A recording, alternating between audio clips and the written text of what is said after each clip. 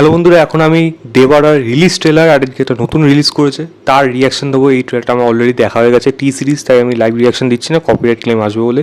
তো এই ট্রেলারটা কি খুবই কোনো লাভ হলো আলটিমেটলি? যদি সিনেমাটার ব্যাপারে হাইপ বাড়ানোর ব্যাপারে কথা বলি, তাহলে যদি বলি পার্শিয়াল হ্যাঁ, পার্শিয়াল না।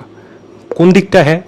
ভিজুয়ালসের দিক থেকে আমি যদি বলি, এই সিনেমার যে ভিজুয়ালসগুলো এখানে দেখানো হয়েছে, আন্ডার ওয়াটার হোক বা ওই কোস্ট লাইন রিলেটেড যা কিছু এখানে দেখানো হয়েছে, এটা ভিজুয়ালস কিন্তু ডেফিনেটলি আগেও যেন ইমপ্রেসিভ ছিল, এবার কিন্তু সেরকমই লাগছে। শার্কের সাথে একটা ফাইট সিকোয়েন্স আছে যেটা দেখতে অ্যাটলিস্ট এখানে ভালো লাগলো, কারণ আগের যেইটা এসেছিলো সেটা যতটুকু ছিল এখানে তার থেকে একটু বেশি পরিমাণ, এবং ক্লিয়ারিটির যদি কথা বলি সেই দিক থেকে আমি বলবো সেটা একটু বেটার ছিল।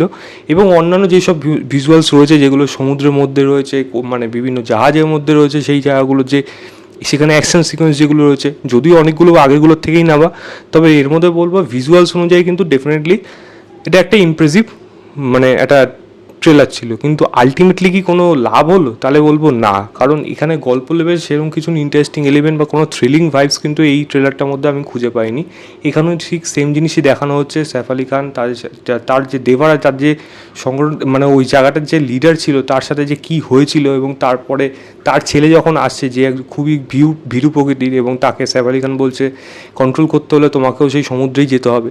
তো সেখানে সে যেতে চাচ্ছে কি না চাচ্ছে, এই নিয়েই সম্পূর্ণ ট্রেলারটা রয়েছে। জাহ্নবী কাপুরের ওই একই জায়গার একই দৃশ্য, এবং সেটাই আলাদা করে কিছু আর কিছু বলার নেই ওই অ্যাটলিস্ট তার রোলটার ব্যাপারে। এবং সাইফ আলি খানের যেটুকু জায়গা রয়েছে আগে একই দেখেছি, এখানেও প্রায় সেমই দেখেছি। এই ট্রেলারটার মধ্যে গল্প লেভেলে, ক্যারেক্টার লেভেলে সেরকম কোনো ইমপ্রেসিভ কিছু আমি খুঁজে পাইনি যেটা নিয়ে আলাদা করে আলোচনা করব।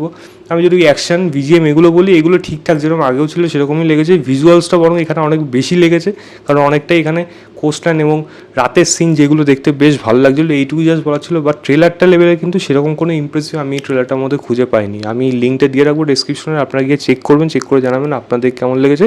আবার কিন্তু একটা বিলো অ্যাভারেজ বা অ্যাভারেজ এরম টাইপের ট্রেলার রেখেছে, এটা না আনলেও কোনো কিছু কিন্তু প্রবলেম হতো না। যেন খুব একটা যে হাইপ আছে এই সিনেমাটা তা কিন্তু না।